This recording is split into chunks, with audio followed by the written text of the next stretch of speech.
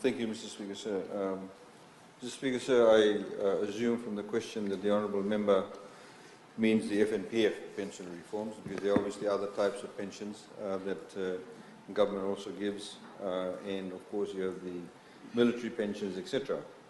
Mr. Speaker, sir, we have traversed this ground previously.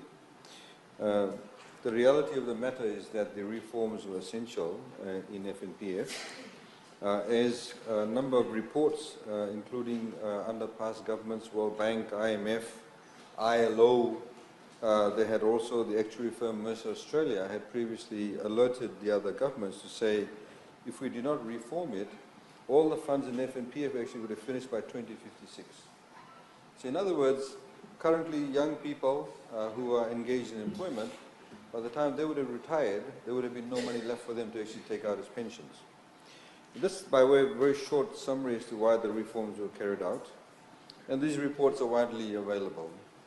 In respect of the people who were in pension at that point in time of the reforms, there are approximately 10,000 people who were on pension at that point in time at the reforms. Now I'll give you a breakdown as to what happened.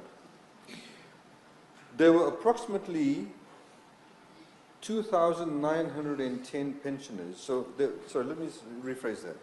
Out of the 10,000 pensioners, all of them, they were given the option. You either go along with the reforms, or if you want, you can actually take out all your pensions if you like.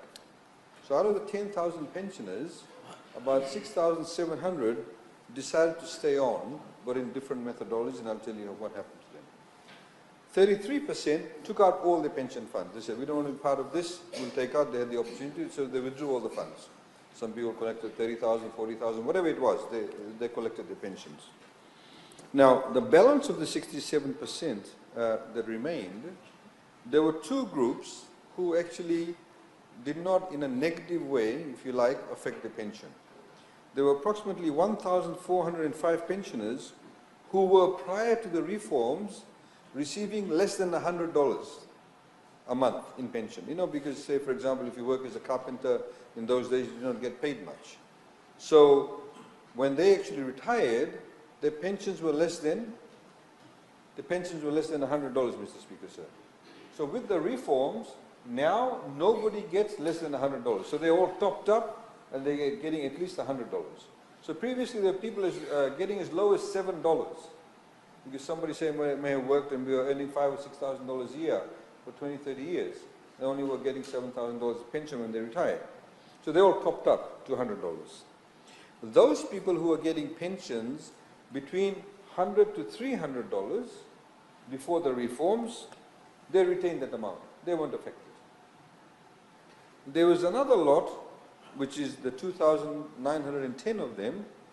Their pension was not affected at all. They had the same.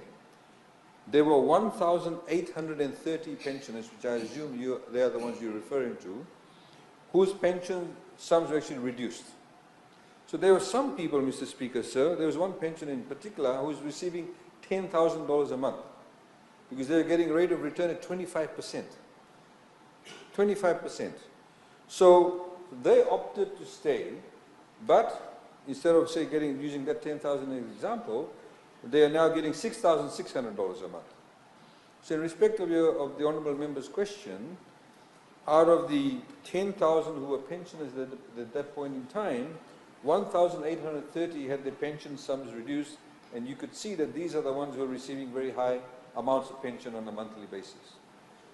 Now, Mr. Speaker, sir, as part of the reform, the Act was changed. As I had also mentioned in respect of the board itself, we now have professionals that sit on the board. They bring a particular level of skill set to the pension scheme itself. How we have strengthened in terms of the redress mechanisms. There are better governance mechanisms in place. We have established a sustainable pension scheme, which is actually actuarially tested and certified solvent. We've separated the pension business from the current members' fund to eliminate cross-subsidization, because that's precisely what used to happen. And our Honourable Leader of Opposition would know in his time as Prime Minister that there was something like about 25 reasons upon which a person could go and withdraw funds from the FNPF. Basically treating it like a savings bank. FNPF is not a savings bank. it is actually there for your pension when you actually retire. And also it is there for you to be able to utilize during the term of your employment for things like, for example, housing, etc. Now, Mr. Speaker, sir, I also want to highlight to the Parliament about what the current position after the reforms of FNPF is.